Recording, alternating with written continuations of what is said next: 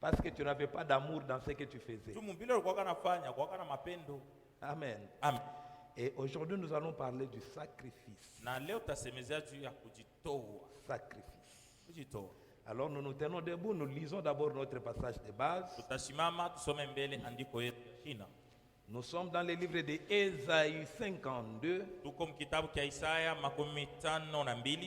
le verset 13e. J'aimerais que nous les lisions ensemble. Lisons tous à haute voix. 1, 2, 3.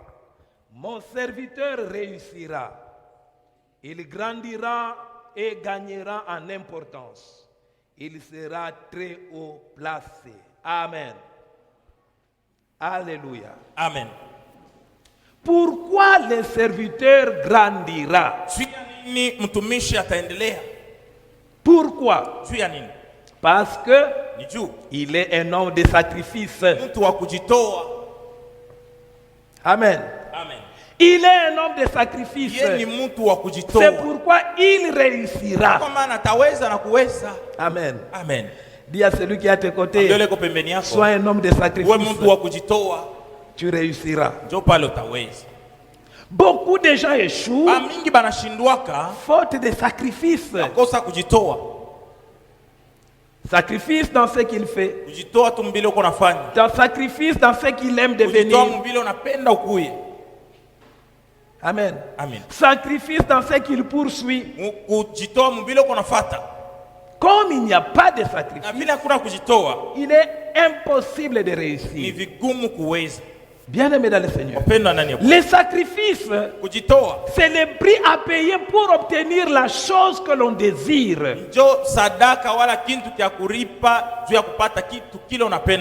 Les sacrifices, c'est le prix à payer. Que ce soit devant les hommes, que ce soit devant Dieu. C'est le prix à payer pour obtenir ce qu'on désire. Amen. Amen. Alors, les sacrifices, c'est fait à deux niveaux. Ou bien deux volets. Amen. Amen. Il y a des sacrifices par privation. Il y a aussi des sacrifices par action. Amen. Amen. Les sacrifices par privation, c'est-à-dire je me prive de telle chose parce que je poursuis telle autre chose. Sacrifice par privation. N'oubliez pas que le sacrifice, c'est le prix à payer. Le sacrifice, c'est même l'expression de l'amour de ce qu'on veut.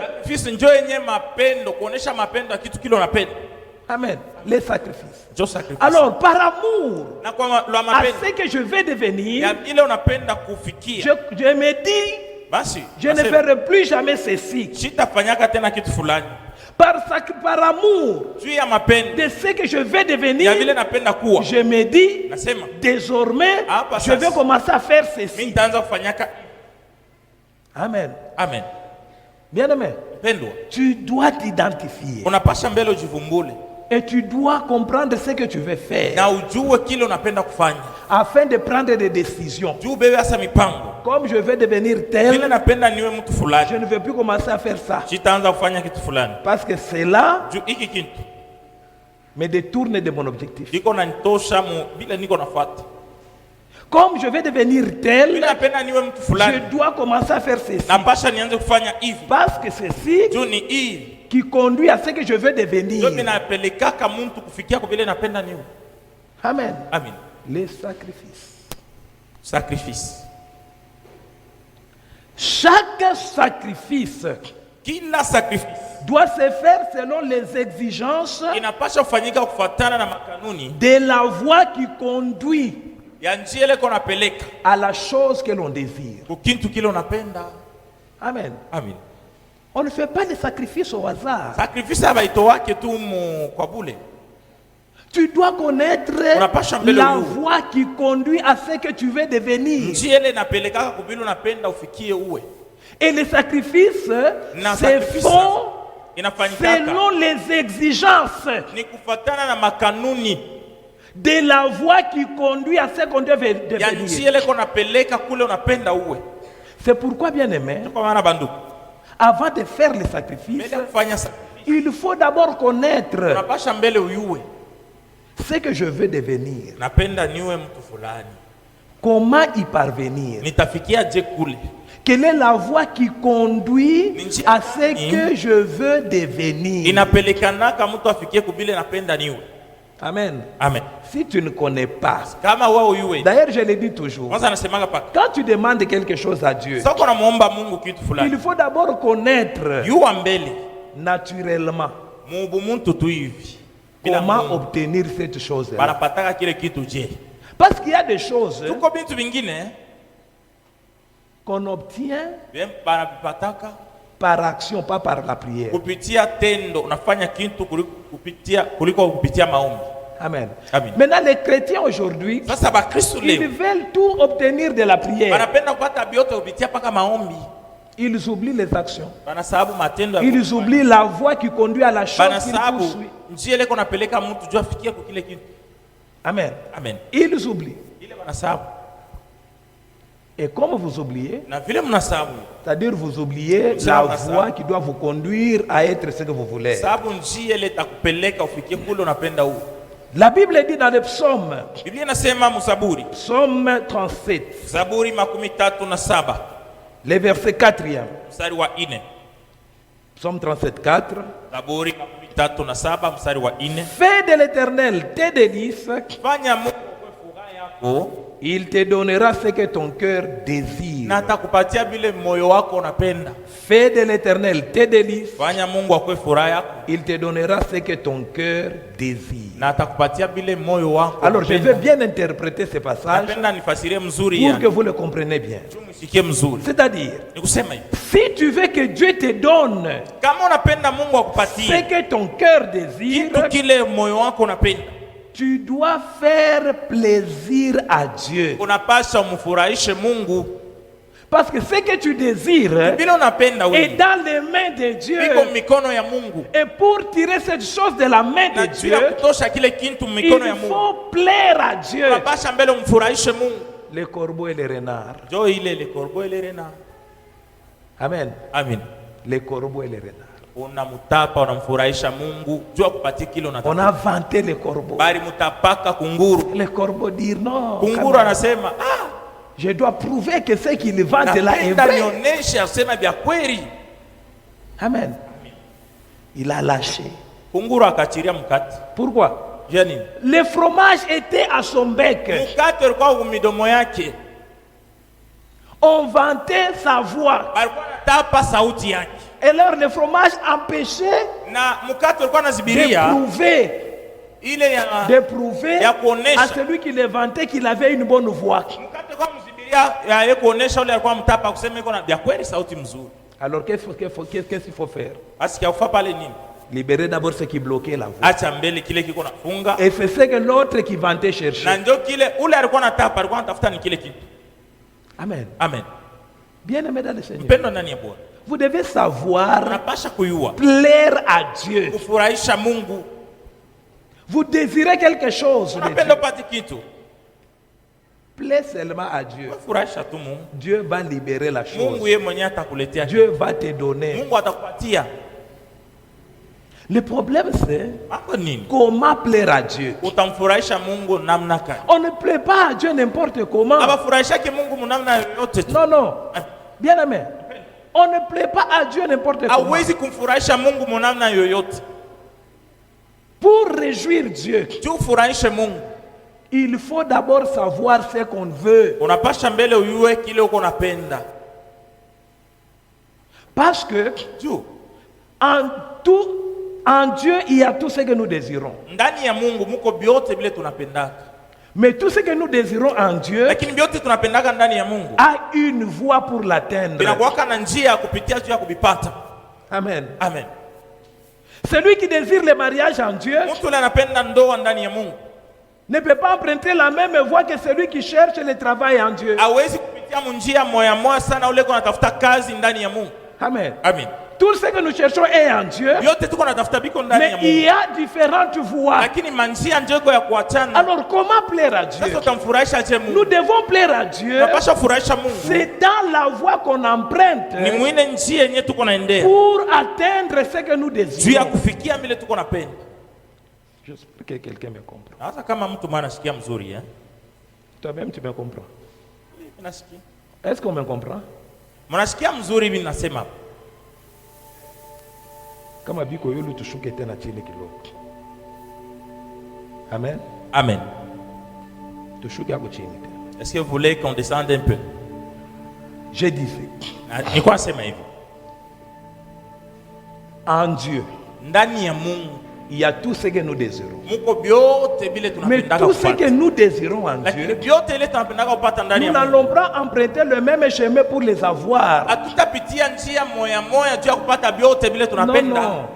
Sinon la vie chrétienne serait uniforme. Amen. Amen. Nous sommes tous appelés par Dieu. Mais nous ne sommes pas tous appelés à la même chose. C'est-à-dire nous n'allons pas aussi emprunter la même voie pour devenir ce que nous voulons devenir. Mais l'unique référence, c'est la parole de Dieu. Amen. Amen. La parole de Dieu. C'est pourquoi, bien-aimé, premièrement, connaît. Il faut d'abord connaître ce que l'on désire. Amen. Amen. Connais d'abord ce que tu veux. Comment trouver ce que je veux? Quelles sont les exigences de ce que je veux? Amen. Connais d'abord. Comment obtenir ce que je veux? Tout c'est entre les mains de Dieu. Mais comment l'obtenir? Quel prix faut-il payer? Amen. Amen. Plaire à Dieu dans la voie. La voie. Je veux me marier. Je suis dans la voie du mariage.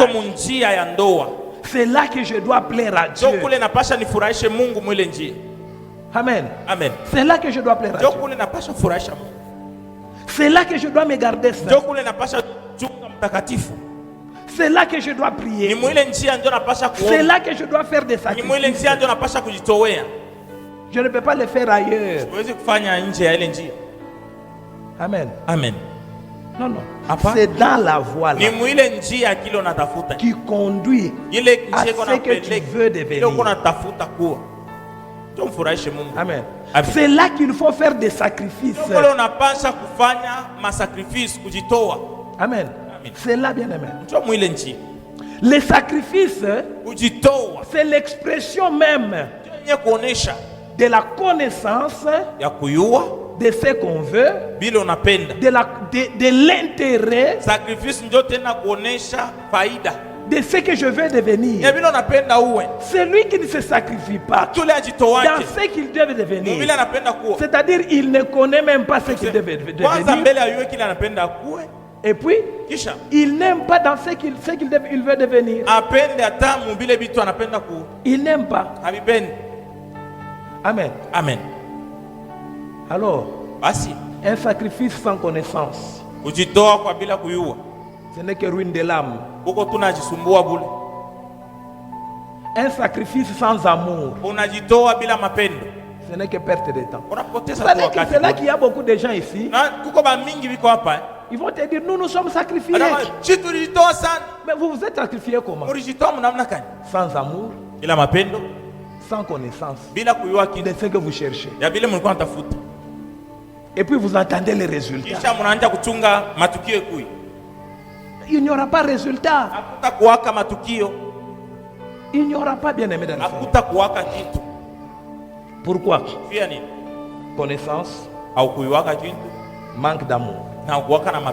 Je vais donner un exemple. Un jeune homme dit, moi, je veux avoir une bonne femme qui va me conduire dans le ministère. Femme du ministère. Amen. Amen. Est-ce qu'on se marie pour le ministère?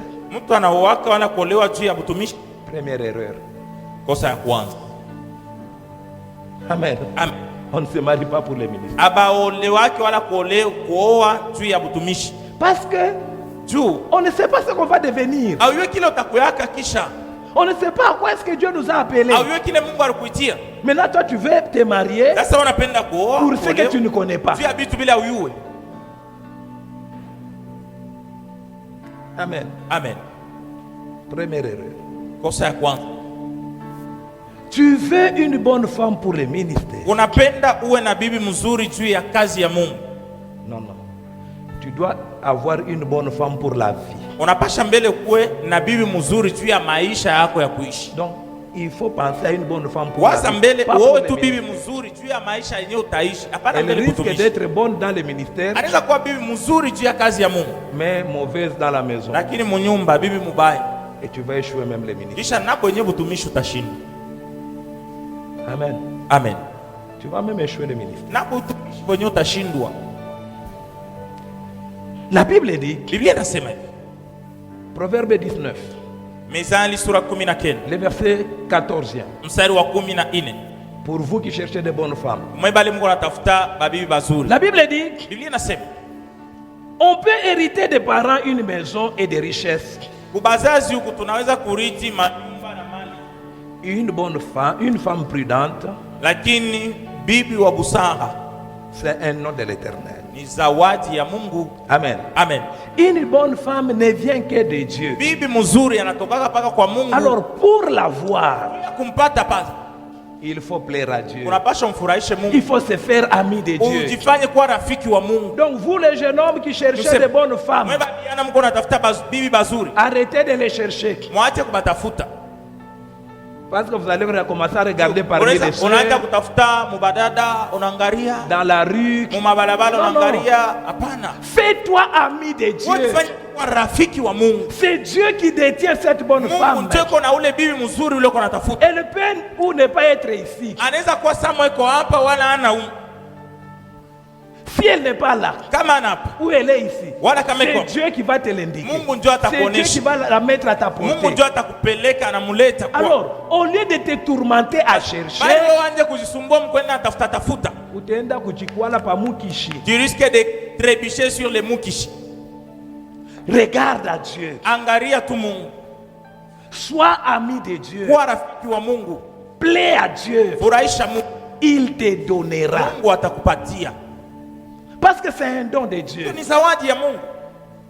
Il te donnera. Fais des sacrifices dans ton amitié avec Dieu. Amen. Amen. Donne-toi des disciplines. Parce que tu veux une bonne femme. Des bonnes femmes sont pour des bons maris. Alors commence de maintenant à enlever en toi ce qui fera de toi un mauvais mari. Amen. Amen. Enlève en toi ce qui fera de toi un mauvais serviteur. Enlève en toi ce qui fera en toi un mauvais ami. Enlève. Commence à faire des sacrifices, des privations. Tu commences à quitter certains amis. Tu commences à quitter certaines relations. Parce que tu as une vision. Une bonne femme. L'ennemi d'une bonne femme, c'est des mauvais amis. Oui. Quitte ces amis-là. Concentre ta relation avec Dieu. Et Dieu te donnera ce que ton cœur désire. Il en est ainsi pour les sœurs. Vous voulez des bons maris. Vous voulez des serviteurs. La plupart des serviteurs sont déjà dans les mains des autres. Alors ne les cherchez pas dans les mains des autres. Amen. Amen. Ne le cherchez pas dans les mains des autres. Usimtafutie mikono ya bengine. Cherchez-le auprès de Dieu. Kwa Mungu. C'est-à-dire, ni kusema sois un don de Dieu. Wewe uwe zawadi ya Mungu. Il te donnera à un bon homme. Mungu atakutoa na kupatia kwa bwana mzuri. Sois dans les carquois de Dieu. Wewe ndani ya hazina ya Mungu. Amen. Amen. Ne sois pas dans le monde. Les bonnes femmes, on ne les retrouve pas dans le monde. Les bonnes femmes sont des dons de Dieu. Alors, sœur, inutile de porter tes petites jupes. Inutile de forcer des relations. Surtout vous les sœurs qui publiez, vous n'êtes pas fiancés, mais tu publies toujours les garçons.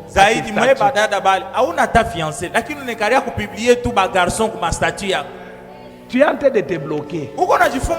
Il y a quelqu'un qui t'admire, mais il regarde les hommes que tu publies.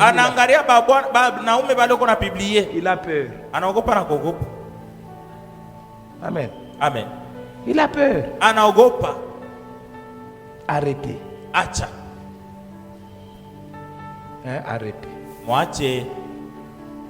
de publier des gens.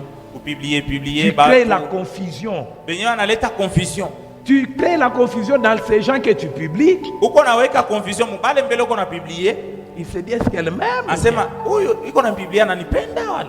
Et puis tu te crées toi-même des confusions. Amen. Amen.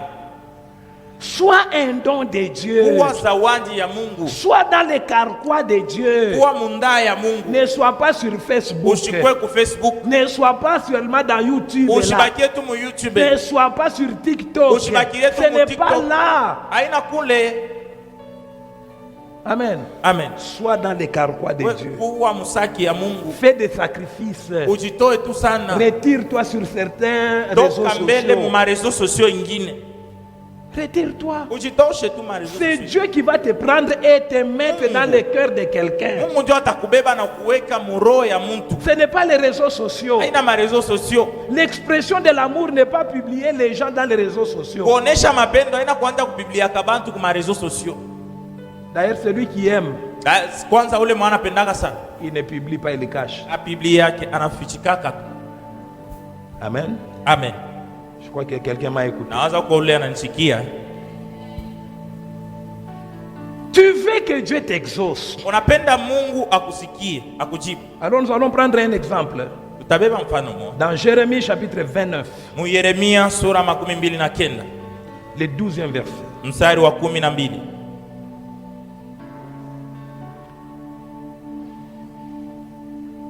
La Bible dit, alors vous m'appellerez et vous partirez. Vous me prierez et je vous exaucerai. Vous me chercherez et vous me trouverez. Parce que vous me cherchez de tout votre cœur. Amen. Amen. J'aime comment il énumère les choses. Il dit, vous m'appellerez et vous partirez. Vous me prierez et je vous exaucerai. Vous me chercherez et vous me trouverez. Mais ce qu'il précise, parce que vous me cherchez de tout votre cœur. Vous me cherchez de tout votre cœur. J'aimerais un peu parler de chercher de tout son cœur. Amen. D'abord, vous devez comprendre, connaître ce que vous cherchez. Quand vous appelez Dieu, il y a ce que vous désirez. Partir. Quand vous priez, il y a ce que vous désirez. Ce que vous cherchez là. L'exaucement. Amen. Amen. Quand vous cherchez, vous désirez trouver. C'est pourquoi tout ce que vous faites là, que ça soit appelé, que ça soit prié, que ça soit cherché, doit se faire avec binapasha kufanyika bon cœur, de tout son cœur. na roho yote, roho moja. Amen. Le faire de tout son cœur. Fanya bitu na roho yote. Amen. Amen. Le faire de tout son cœur. Kufanya bintu na roho yote, roho moja. Amen. Amen. Bien-aimé dans le Seigneur, Wapendwa ndani ya Bwana, regarde bien ce que tu fais. angalia mbele bila unafanyaka. Comment tu le fais? Unabifanyaka je? Est-ce que tu le fais de tout ton cœur? Unabifanyaka na roho yako yote? Amen. Amen. Quand on dit de chercher ici, Nasema hapa kutafuta, chercher Dieu. tafuta Mungu. D'abord, vous devez comprendre qu'on ne cherche que ce qu'on n'a pas. Kwanza muyue mbele banatafutaka paka kintu kile mtu ana nakyo. Est-ce que nous cherchons Dieu parce que nous n'avons pas Dieu? Sasa shi tunatafutaka Mungu ni kusema hatuna na Mungu? Non, non. Hapana. Nous avons Dieu. Tuko na Mungu deja. Nous cherchons Dieu Lakini tuko na parce mtafuta qu'en Mungu. Dieu, Tu ndani ya Mungu. il y a des dimensions. Muko mahatua ya kuachana. Nous cherchons Dieu Tuko natafuta parce que Mungu. nous voulons atteindre certaines dimensions qui sont en Tunapenda Dieu. kufikia mahatua moja hivi ile iko ndani ya Mungu. Dieu a une sagesse infiniment variée. Mungu iko na akili moja ya kuachana Alors ya nous ne yulu voulons sana. pas rester dans une sagesse Ndio seulement. atupende kubakilia tu mwakili moja Mais nous tu. voulons monter. Lakini tunapenda C'est pourquoi kupanda. nous les cherchons. Ndio vile tuko namtafuta Mungu. Nous recherchons Tuko des natafuta Mungu. dimensions qui sont en Dieu. Tuko natafuta mahatua ile iko ndani ya Mungu. Des dimensions. Mahatua. Et la dimension à atteindre en Dieu, Na ile hatua ya kufikia ndani ya c'est Mungu la stature parfaite de Christ. ni ya kuwa sawa sawa na Kristo. C'est ce que la Bible dit dans Éphésiens chapitre 4. Ndio ile Biblia inasema mu Éphésiens chapitre 4, Waefeso sura 4 le 12e verset. mstari wa 12. L'apôtre dit, Mtume anasema hivi: il a fait pour former les saints aux tâches du service en vue de l'édification du corps de Christ. alipofanya juu ya kufundisha batakatifu kukazi juu ya kujenga mwili wa Kristo, Jusqu'à ce que nous parvenions tous à l'unité de la foi mpaka pale tutafikia shibote tuwe na imani moja et à la connaissance du Fils de Dieu, na shibote tufikie kumuyua mwana wa Mungu, à la maturité de l'adulte, mpaka pale tutafikia kuwa na akili ya mtu à mkubwa, la mesure de la stature parfaite de Christ. kufikia mukipimo sawa sawa na Kristo. C'est ça la condition. Ndio kanuni. C'est pourquoi nous cherchons Dieu. Ndio maana tuko natafuta Nous Mungu. ne cherchons pas Dieu parce que nous n'avons pas Dieu. Tutafutake Mungu juu ya kusema hatuna na Mungu. Nous avons Dieu, Tuko na Mungu. mais en Dieu, il y a des choses que nous n'avons pas. Ndani ya Mungu muko bitu bile hatuna na. Des choses que nous n'avons pas encore à Bitu trouver. bile hatuyafikia, hatuyabipata. C'est pourquoi nous les cherchons dans la lecture, nous Tuko les cherchons dans la méditation, nous les cherchons dans la prière, nous les cherchons dans les actions. Maombi, mu matendo. Et Tunatafuta Mungu vyote. tout ce qui fait objet de recherche Na vyote vile nafanyika mtu atafuta. doit être accompagné de sacrifices. Vinapasha kusindikiziwa na kujipana sana, kujitoa. Amen. Amen. Des sacrifices de privation, Kujitoa kwa kusema unajikataria bintu parce qu'il y a des choses qui nous empêchent d'atteindre telle Kuko dimension. bintu vinatuzuiza ufikia Nous hatua décidons fulani. de les laisser. Tunabeba mpango wa kuachana Des na sacrifices d'action, kujitoa kwa matendo. parce qu'il y a des choses Zuko vitu qui vingine. doivent nous servir de tremplin. Vinapasha kutubeba wakati wote. Nous servir de tremplin pour atteindre ce que nous désirons. Vitubebe wakati wote kutusaidia kutupeleka tufikie kule tunapenda. Amen. Amen. Alors il dit, Basi anasema, vous m'appellerez pale sasa mutaniita et vous partirez. na mutaenda. Amen. Amen. C'est-à-dire, Ni kusema nous devons appeler Dieu tunapasha kuita Mungu avant de partir. mbele ya kwenda. C'est avant de partir Ni mbele ya kwenda que nous devons faire des sacrifices. ndio tunapasha kujitoa. Amen. Amen. C'est avant de partir Ni mbele ya kwenda que nous devons faire appel à ndio Dieu. tunapasha kuita Mungu. Parce que Juu nous savons où nous allons, tunajua kule tuko nenda. mais nous ne connaissons pas le Sasa chemin. hatujue ndio njia. Amen. Amen. Tous ici, Si bote hapa nous avons la vie éternelle, tuko na uzima wa milele, si vile? mais nous ne connaissons pas Sasa ndio hatujue bien comment y parvenir. tutafikia je kwa ule uzima wa C'est milele. pourquoi nous plongeons toujours en Ndio Christ tuko naingia paka ndani ya Kristo sana afin de demeurer sur la voie juu ya kubakia mwile et njia d'y parvenir. na tufikie muzima wa milele. Cherchez Dieu. Kutafuta Mungu. L'échec de beaucoup de chrétiens Kushindwa kwa Bakristo est ba à ce niveau ici. huko ni pai fasi. Ils appellent Dieu. C'est lorsqu'ils sont maintenant bloqués.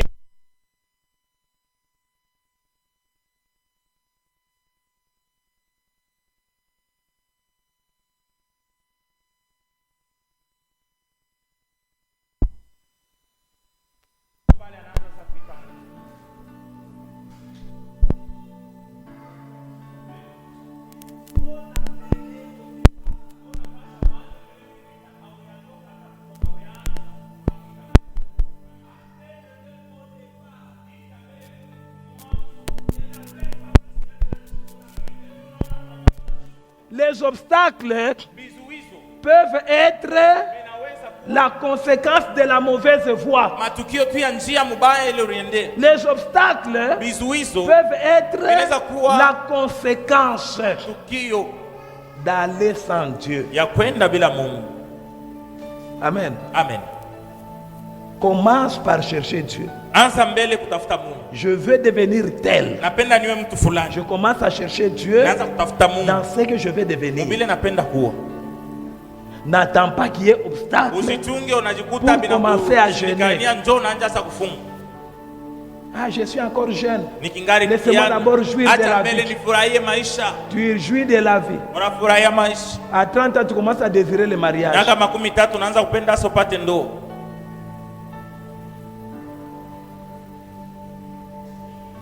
Non, non. Commence. Cherche Dieu. N'attends pas les blocages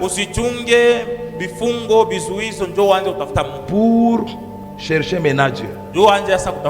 Les sacrifices que l'on fait passent à cause des blocages.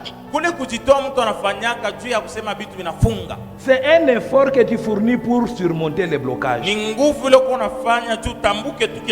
n'est pas un effort que tu fais pour plaire à Dieu. Et c'est comme ça que beaucoup de sacrifices sont vains. Parce qu'il fait un effort. Je vais avoir telle chose. Au lieu de plaire à Dieu, mais il fournit des efforts pour avoir ce qu'il fait. Au lieu de fournir des efforts à plaire à Dieu. Et il dit, j'ai fait des sacrifices. J'ai prié. Maintenant je suis fatigué. Oui, tu es fatigué. Parce que tes efforts étaient pour obtenir ce que tu désires. Ton effort n'était pas pour plaire à Dieu, qui devait te donner ce que tu désires. Amen. Amen. J'espère que quelqu'un me comprend. Il dit, vous devez chercher Dieu. Alors vous devez d'abord savoir, en matière de recherche, l'intelligence est primordiale. Amen. Amen. En matière de recherche, l'intelligence est primordiale. Il ne faut pas chercher inintelligemment. Non, non. Il faut appliquer l'intelligence. Le domaine de recherche, le domaine de recherche, c'est un domaine des intelligents. Amen. Amen. Alors, tu désires quelque chose. Bien aimé. Mais l'intelligence. Sans intelligence, tu risques de passer à côté de ce que tu cherches. Alors, on va prendre un exemple dans la Bible. Esdras chapitre 8. J'ai lu du 15e jusqu'au 21e verset. Esdras 8. 15 à 21. La Bible dit, je les ai rassemblés près du fleuve qui coule vers Ahava.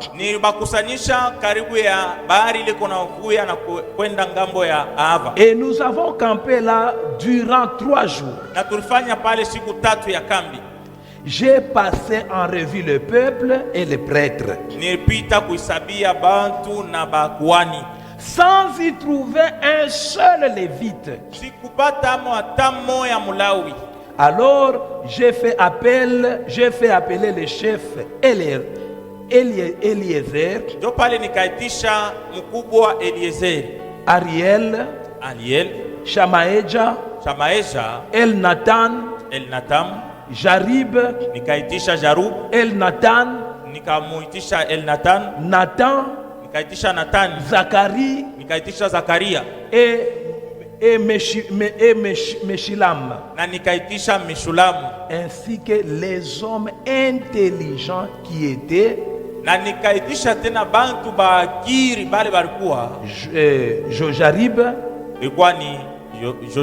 et Elnathan. Je les ai envoyés vers Ido, le chef de la localité de Kazifia, et leur est indiqué avec précision ce qu'ils devaient dire à Ido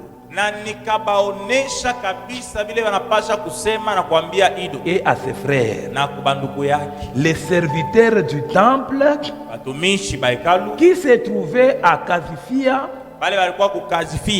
afin qu'ils nous amènent des assistants pour la maison de notre Dieu.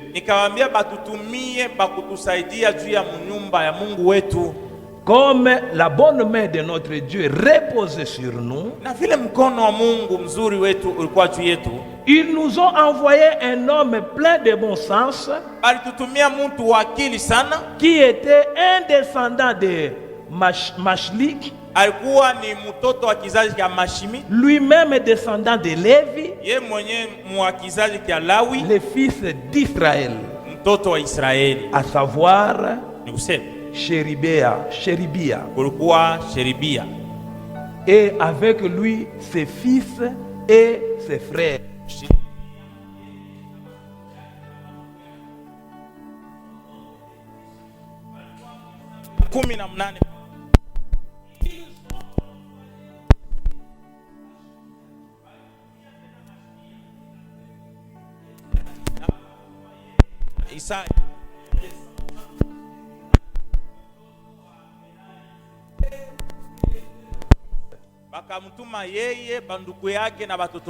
Au nombre de 20. Ainsi que parmi les serviteurs du temple que David et les chefs avaient établis au service des Lévites.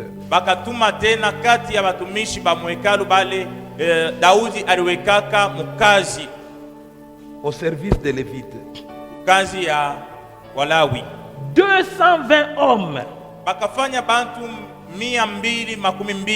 Tous nommément désignés. Là, près du fleuve Ahava, j'ai proclamé un jeûne d'humiliation devant notre Dieu, afin de le prier de nous accompagner, de nous accorder un heureux voyage à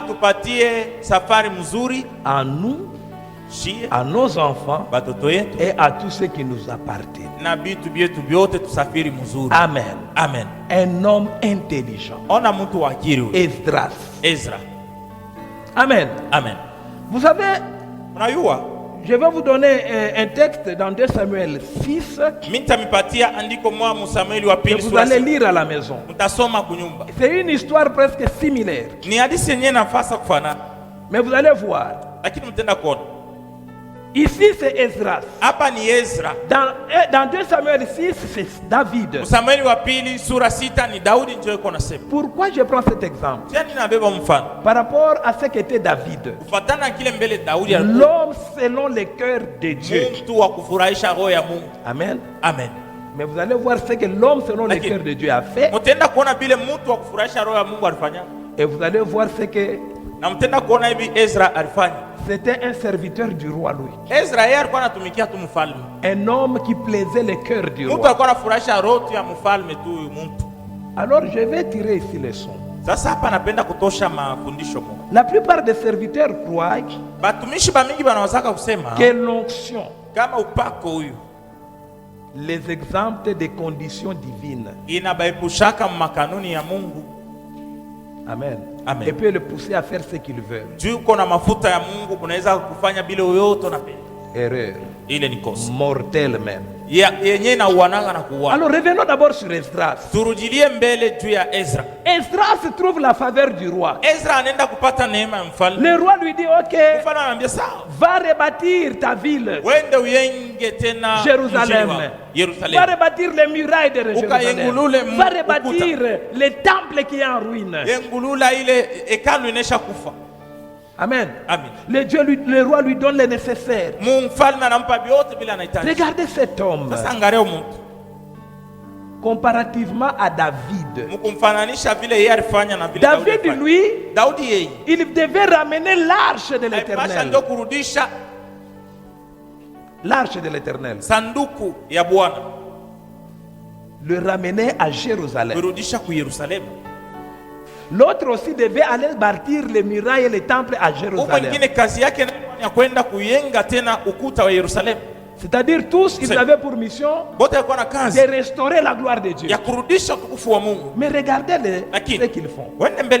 Esdras, avant de partir,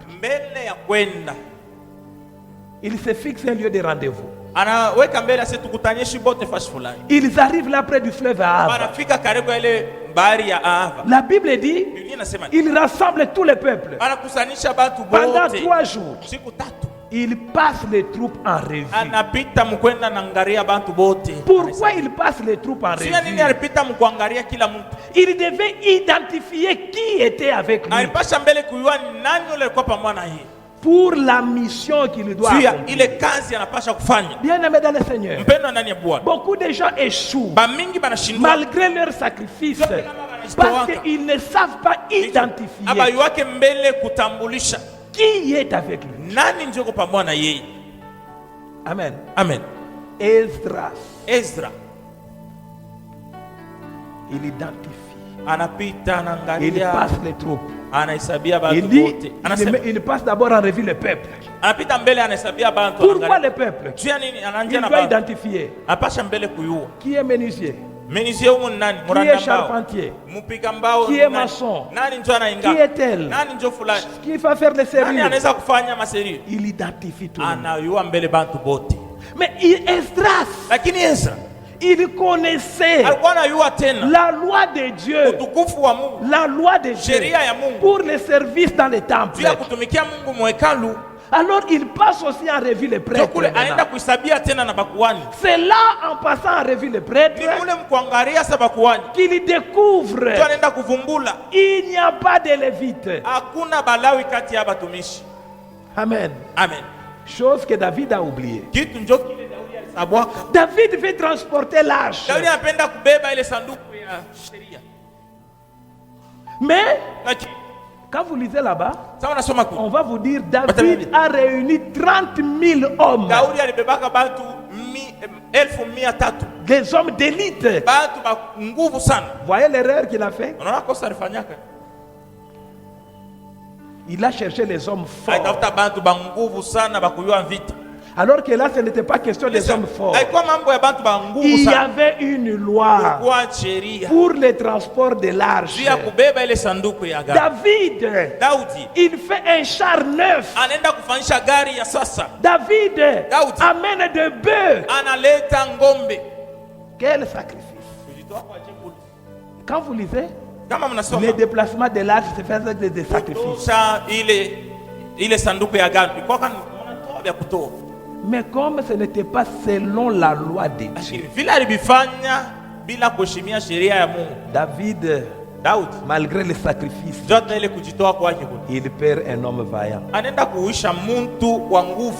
Uza tombe. Pourquoi? Un sacrifice fait sans respecter des commandements. Amen. Amen. Vous voyez comment est-ce que parfois vos sacrifices sont nuls. Esdras a vu. Ezra aliona. Il n'y a pas de Lévites. Hakuna Balawi Il kati ne ya se dit pas question. Asema hapana. Cherchez-moi les chefs Mtafute mbele bakubwa bote. de chaque tribu. Bakila kabila. Des hommes intelligents. Watu ba akili. Pas n'importe qui. Parce que ce que je cherche, Hivi niko natafuta. c'est l'excellence. Ni vitu C'est vizuri des zaidi. hommes agréés par Ni Dieu. vitu vya Je kufurahisha ne peux Mungu. pas envoyer n'importe Siwezi qui. kutuma mtu wowote. Amen. Amen. Parfois, Saa moya vos sacrifices kujitoa kwenu sont nuls kuna wako wa bure. parce que vous les faites avec n'importe qui. Si uko naifanya na mtu wowote. Tu fais un sacrifice avec quelqu'un que Dieu n'agrée pas. Unafanya zabiu, unajitoa na mtu mwenye Mungu amfurahi. Quelqu'un qui n'a pas la même vision que toi. Mtu mwenye ana vision moya moya sana wewe. Bia bure. Quelqu'un qui n'est pas intelligent. Mtu mwenye hana akili. Qui ne connaît pas Mtu mwenye ayue comment obtenir telle chose. utapata je kitu fulani. Mais tu la sauces. Kisha unamchanga pamoja na wewe. Esdras cherche. Ezra anatafuta. Il dit on ne peut pas Anasema hatuwezi aller tutoke twende.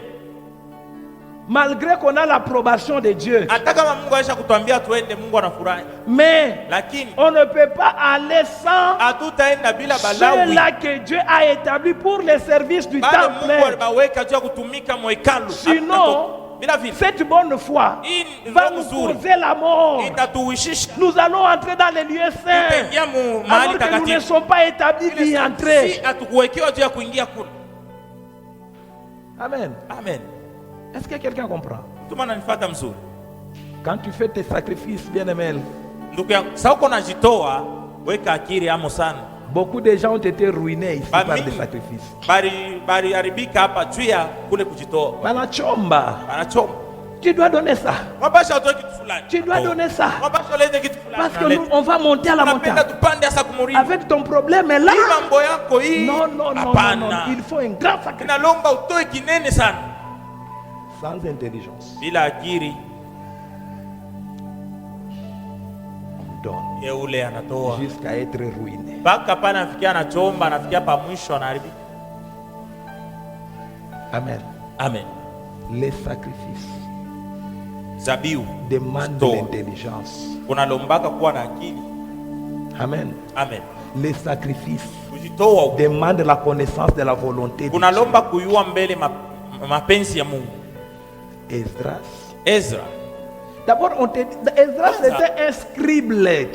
asema Ezra alikuwa mtu ule kwa anajua kuandika na kusoma. C'était quelqu'un qui était plongé dans la loi de Ni l'Éternel. mtu ule mumambo ya kujua sheria ya Mungu. Alikuwa kujua sana. Tandis que David, Lakini Daudi c'était l'homme selon le cœur de Dieu, alikuwa mtu wa kufurahisha tu roho ya Mungu, un homme d'action. mtu wa kutenda.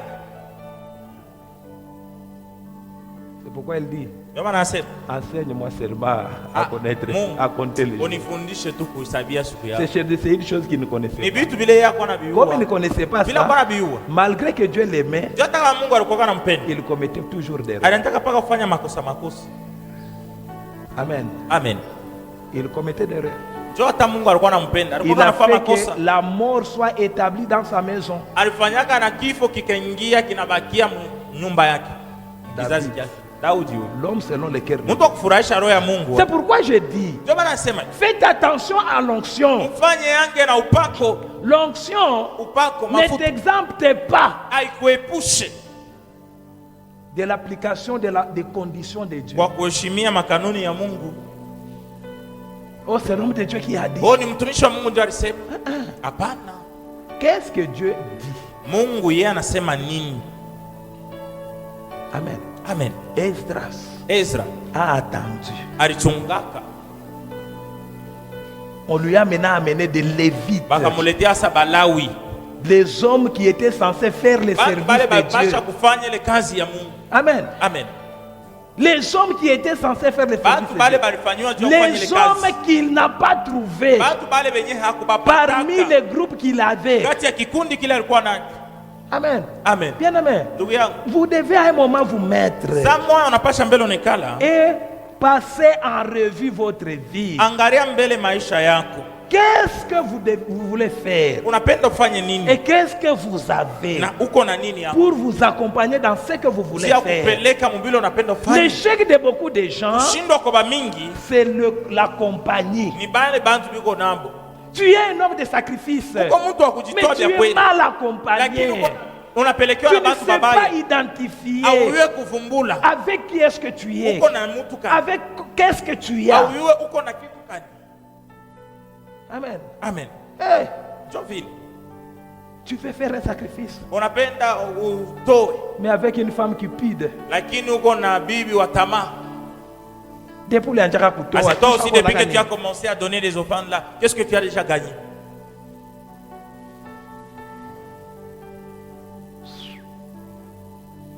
Tu n'as pas long chemin.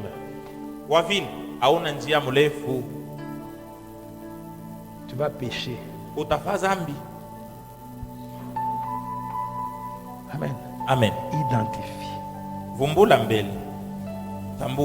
Qu'est-ce que tu as et qu'est-ce que tu n'as pas pour la mission pour laquelle tu as été appelé. Amen. Amen. Tu connais parler, mais tu ne connais pas prêcher. Alors ne te dis pas que moi je suis loquace. Je vais faire. Non. Il y a des choses que tu manques. C'est ce que tu dois chercher. Amen. Amen. C'est ce que tu dois chercher. Sinon, bien aimé, le savoir parler là va te pousser à pécher. Amen. Amen. Ça te poussera au péché. Esdras connaissait bien les écrits et il les appliquait à la loupe. C'est pourquoi il avait toujours confiance au roi, en Dieu. Malgré qu'il avait la faveur du roi, il pouvait dire au roi: ça, on peut recevoir de toi, mais ça, on peut recevoir de Dieu. Ça, toi, tu ne peux pas. Alors, pour ça, ne t'occupe pas. Notre Dieu va faire. Pourquoi? Il avait la connaissance. C'est lui qui ne connaît pas. Il s'appuie toujours sur les hommes. Il se laisse toujours influencer par les hommes. Parce qu'il ne connaît pas Dieu. Bien-aimé, faites attention. Identifiez les propos que vous entendez autour de vous. Et enlevez les mauvaises personnes autour de vous. N'écoutez pas les mauvaises personnes. Amen. Amen. Faites attention. Surtout aux rebelles des prophéties. Non, moi je suis saint, moi. Ce qu'on a dit, c'est faux. Et tu te fais un petit groupe de rebelles. Ce que Dieu a dit dans les petits groupes là, il va les révéler en public pour dire qu'il n'est pas un menteur. Amen. Amen. Regarde autour. Bien-aimé, ne t'associe pas aux mauvaises personnes. Sinon, ton sacrifice sera nul. Ils vont te décourager. Ils vont te pousser à pécher. Ah, Mungu kanidekwe. Ah non. D'ailleurs, tu fais bien les choses, non? On peut commencer. Vous faites selon votre connaissance. Selon ce que vous croyez connaître. Mais vous ne faites pas selon la volonté de Dieu. Et la conséquence, la mort des élites. Uza est mort pour une bonne action. Sortir d'abord l'arche où elle était, amener dans la nouvelle cité de David, au centre de Jérusalem, à Sion. Quelle bonne action. Tendo gani mzuri ya vile. Un char nouveau. Gari ya sasa. Des hommes forts. Bantu ba nguvu biko kupembeni pale. Alors l'homme fort. Yeye sasa wa nguvu voulait aider Dieu. Alipenda saidie Mungu. L'arche de Dieu voulait tomber. Sanduku ya agano Où ipenda est kuanguka. le mal de sauver l'arche? Bubaya buko wapi bwa kwenda kuokoa ile hekalu yaanza kuanguka. Quelque chose de valeur. Kitu kia lazima sana kia vile. Il va toucher. Anaenda kubamba ile sanduku. Alors qu'il n'était pas permis. Ile saa ya kuruhusiwa kuibamba. Son sacrifice Kujitoa kwake kule le conduit à la mort. Kuna muishi. Amen. Amen. Bien-aimés dans le Seigneur. Wapendwa ndani ya Bwana. Faites attention. Mfanye ange. Faites attention. Mfanye ange. Vous devez savoir avant de faire un sacrifice. Mbele ya kufanya sacrifice, unapasha uyue ce que vous êtes. Kile uko nafanya. Ya kwanza. Qui es-tu? Uko nani? Pour faire ce que tu veux faire. Ya kufanya bila unapenda ufanye. Qui es-tu? Wewe mbele uko nani? Devant Dieu. Mbele ya Mungu. Et devant les hommes. Na mbele ya bantu uko nani?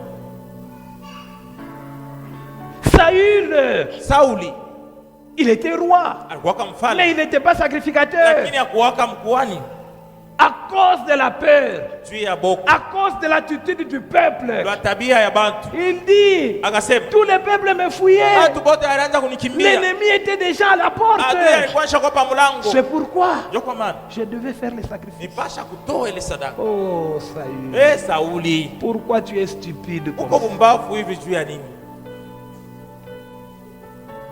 Dieu t'arrache la royauté. Et il va donner à quelqu'un. Un sacrifice. Sadaka.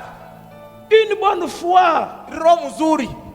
Qui enlève la royauté dans la famille. Parce qu'il a oublié qui il était. N'oublie pas, bien-aimé, qui tu es avant de faire ton sacrifice.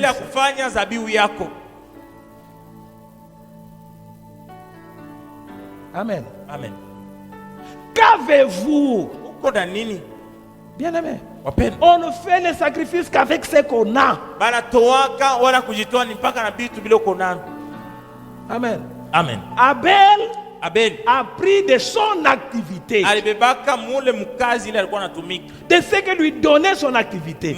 Caïn a pris de ce que lui donnait son activité.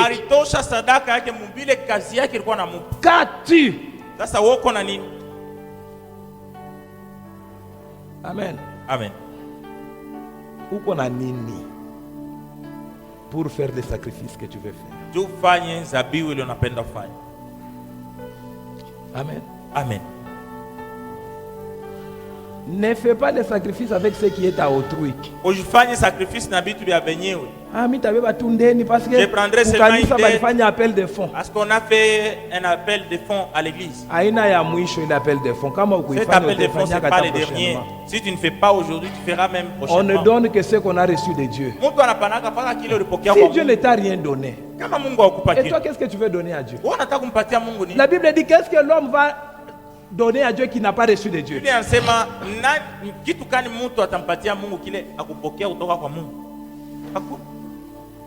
Rien. Qu'avez-vous? Et puis, avant de donner les sacrifices, vous devez savoir qui vous accompagne. Quel est son rôle à côté de vous? Amen. Amen.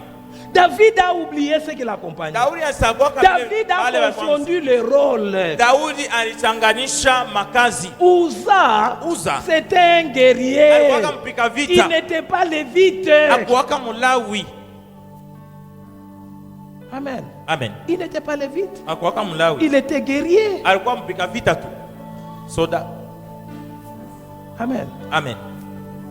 Il était bon pour le service de Dieu devant l'ennemi. Amen. Amen. Mais il n'était pas bon malgré sa force pour le service de Dieu devant Dieu. Amen. Amen. Qui vous accompagne? L'échec de beaucoup de gens kushindwa kwa bamingi l'accompagner. Ni bali biko na basindikiza. Vous connaissez la fin de cette histoire? Mnajua mwisho wa hii hadithi? David se fâche. Daudi anashiriki. Il regrette. Anahuzunika. Comment? C'est tout. L'arche, au lieu d'aller dans la cité de David, bariende mumuji wa Daudi, ça va chez Obed-Edom. Inaenda kwa Obed-Edom. Obed-Edom est béni. Obed-Edom akabarikiwa na nyumba yake yote. Alors David se souvient. Daudi anatwanga magoti anajishusha. Comment amener l'arche de l'Éternel? Nitarudisha je ile hekalu. Il plonge maintenant son regard dans la loi de Dieu. Anaenda kuangalia sasa msheria ya Mungu. Ce n'est pas question des hommes forts ici. L'arche ne doit pas être portée dans le chariot. Un bœuf sans intelligence ne peut pas porter l'arche de l'Éternel. Parce qu'il ne connaît pas où il l'amène. Il est conduit par l'homme au moyen d'une corde et d'un fouet. Il ne peut pas. Alors, il ramène les Lévites. Et la Bible dit, ces jours-là, David a dansé, David a joué, de voir que Dieu a agréé que l'arche de Dieu aille dans la cité de David, à Sion. Ce n'était pas un problème de Dieu, David. C'était un problème de respect au commandement de Dieu.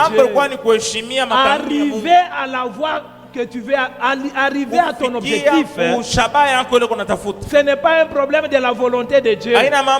C'est un problème de respect. C'est un problème de connaissance de la volonté de Dieu.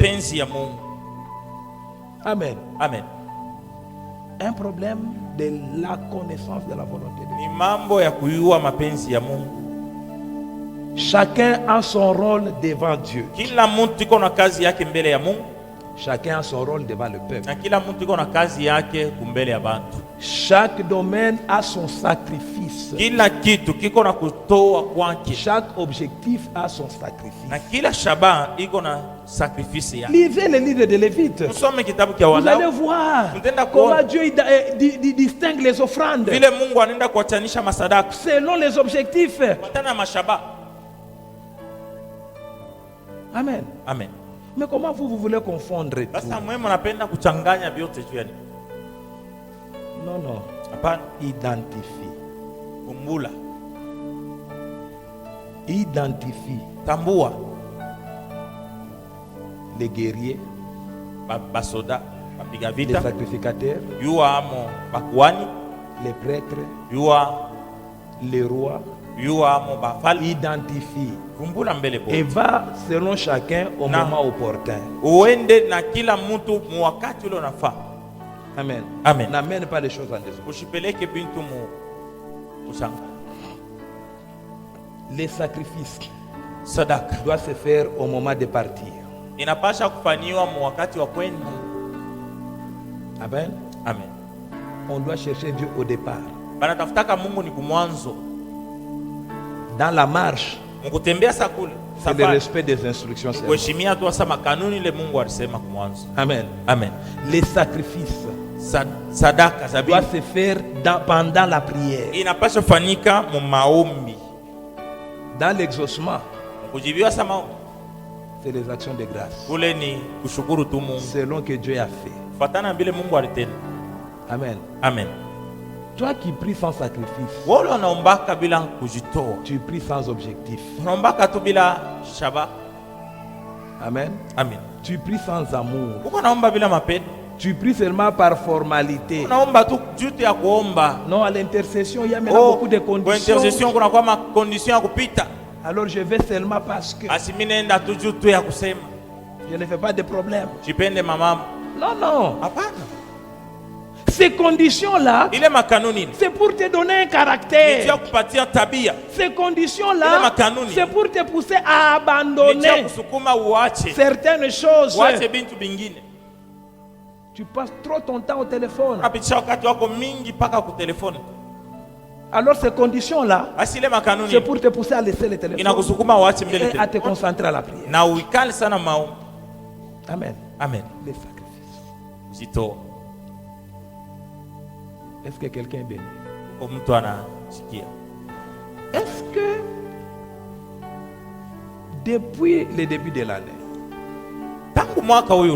par rapport à notre thème, mon serviteur réussira, est-ce que tu as compris la raison de Dieu par rapport à nos enseignements? Sababu ya Mungu kufuatana na hii mafundisho yetu. Par rapport à thème. Tu ne suis pas comment est-ce que Dieu nous donne les enseignements. Wala aufate vile Mungu anatupatia mafundisho. C'est peut-être parce que tu n'écris pas. Sababu ni vile uandikaji. Si tu écrivais, kama ungekuwa unaandika, va revoir maintenant. Wenda sasa usome depuis le début de l'année. Tangu mwanzo mwa. Tu vas voir que tenda kuona useme Dieu te prépare à la réussite. Mungu yuko anakutayarisha uweze. Amen. Amen. C'est-à-dire, nikusema ton échec à la fin de cette année, le diable ne sera pas auteur.